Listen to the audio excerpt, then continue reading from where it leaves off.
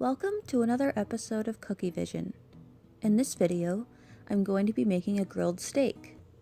So I've got a steak-shaped cookie here and a very stiff consistency, orangey kind of brown color, and I'm going to spread it on with my palette knife instead of outlining and flooding it because this is something that I want to add a lot of texture to, and the stiff consistency royal icing is definitely going to help hold all of that detail.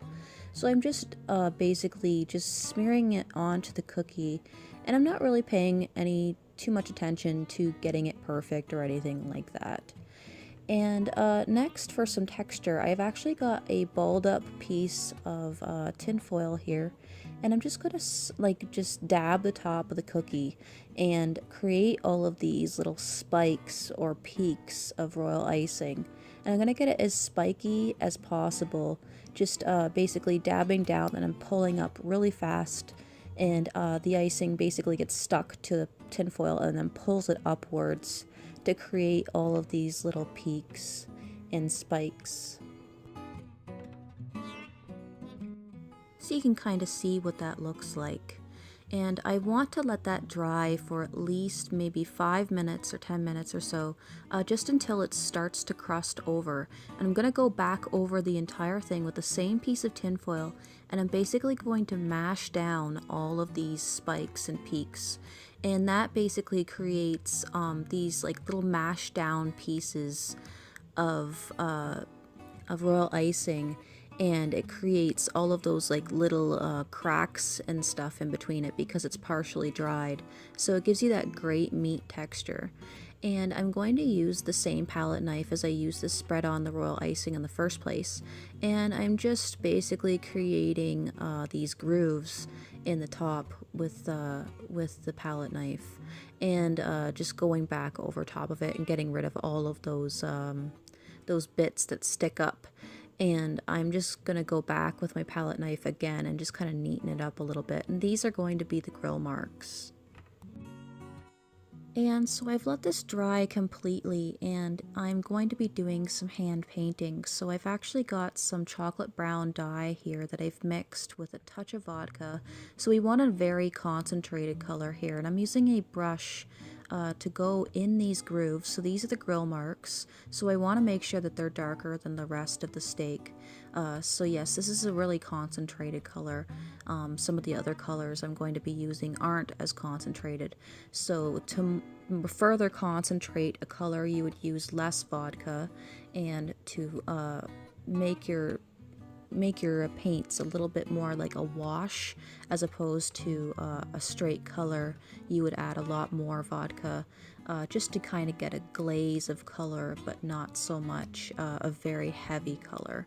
So I've done all of the grill marks, and now I've got a touch of red with brown, and I've mixed quite a bit of vodka with this, almost half and half, and I'm just going over some of these areas with this color. I'm not going over the whole thing, I'm just kind of missing some spots because I want to put a different color in some of those spots that I've missed and add a bit of a darker color as well.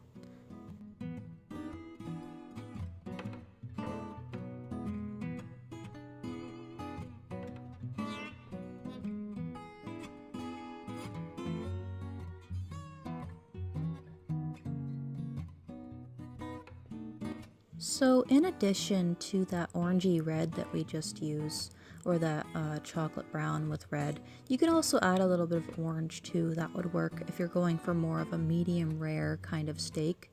And now I'm using more of a brown color, just to kind of contrast that red that we just used.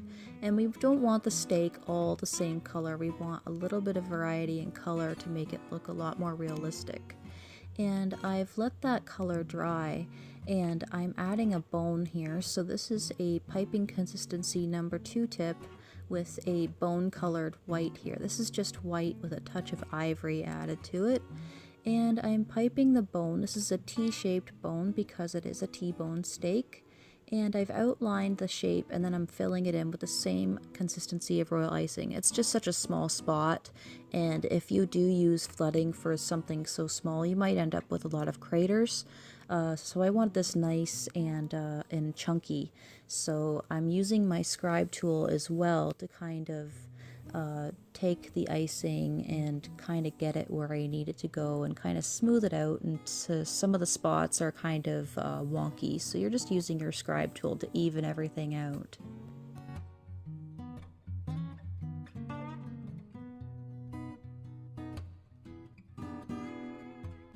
And again, I want that to dry completely, and I've got a touch of chocolate brown that I've mixed with a lot of vodka this time, and you can see when I paint it onto the bone, it's very much like a wash as opposed to a straight color, and that's what I want.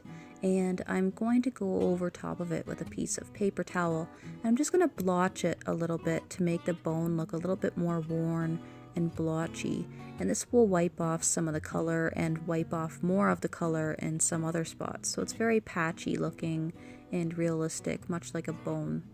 And you can see how that turned out here. And look at all these barbecued steaks ready for eating, and I assure you they do not actually taste like steak. You can tell people that. So thanks for watching, guys. Be sure to like me on Facebook and on Instagram. Bye!